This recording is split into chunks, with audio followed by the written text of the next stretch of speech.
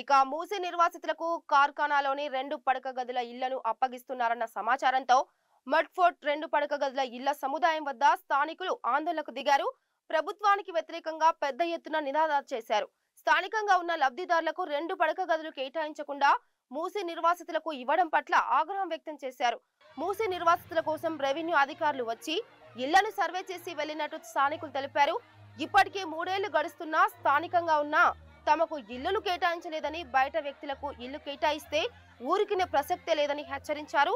ధర్నాకు కూర్చున్న స్థానిక ప్రజలకు బీజేపీ నాయకుడు బిఎన్ శ్రీనివాస్ మద్దతు తెలిపి స్థానికులకే ఇళ్లను కేటాయించాలని డిమాండ్ చేశారు. న్యాయంగా ఎవరైతే అర్హులు ఉన్నారో ఇక్కడ వాళ్ళకి మీరు పట్టాలు కేటాయించాలి.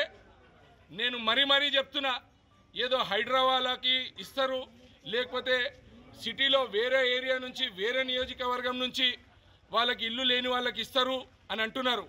నేను చాలా స్పష్టంగా భారతీయ జనతా పార్టీ తరఫున మీకు నేను డిమాండ్ చేస్తున్నా, ఇది వార్డ్ 3లో వస్తుంది కాబట్టి ఇక్కడ నివసించే లోకల్ వాళ్ళకే, కనీసం మీరు వార్డ్ 2 వార్డ్ 1 కాదు, ఇక్కడ నివసించే మడ్ఫోర్ట్ వాస్తవులు ఎవరైతే ఉన్నారో వాళ్ళకే నిష్పాక్షంగా న్యాయపరంగా ఆఫీసర్లను పెట్టి మరి ఎమ్మెల్యే ఎన్నికే తిరిగే అనుచరులకు కానివ్వండి, లేకపోతే ఇంకొక బడా చోటా నాయకులకు కానివ్వండి, ఎటువంటి తావు లేకుండా గవర్నమెంట్ ఆఫీసర్లను పెట్టి ఇక్కడ నివసించే ప్రతి ఒక్కరి ఇంటికి వెళ్ళి వాళ్ళ పట్టాలు చెక్ చేసుకొని గతంలో ఏదైతే అర్హులకి ఈ పట్టాలు ఇవ్వడం జరిగింది, లేకపోతే అలాట్మెంట్ లెటర్ ఇవ్వడం జరిగింది, న్యాయంగా వాళ్ళకి ఇప్పించాల్సిందిగా మీ ద్వారా మేము మనవి చేస్తున్నాం.